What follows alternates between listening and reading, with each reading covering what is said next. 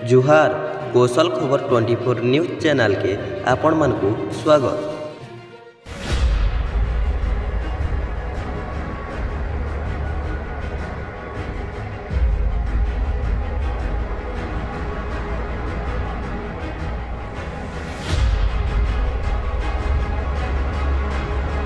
बरगढ़ रे नाबालिका दुष्कर्म मामला चांचल्य खेलाई देथिबा बेले बरपाली अंचल जने बलात्कारी को 20 वर्ष सश्रम जेल दंड आदेश देइछंती बरगढ़ पोस्को अदालत।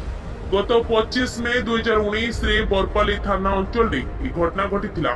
बरपाली थाना अंचल रे 21 वर्षीय निमाईदी जने 12 वर्षर नाबालिका को गर्भवती करि देथिला एवं एई घटना प्रघट न करिबाकू धमक चमक देउथिला।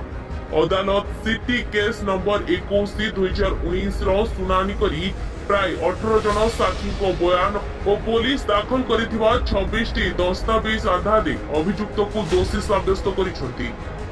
नाबालिका को 44,000 टंका क्षतिपूरण देबाकू मध्य अदालत एई दोषी को आदेश दैछंती। ए घटना बरपाली थाना अंचल 2019 में 25 तारिख रे घटिला।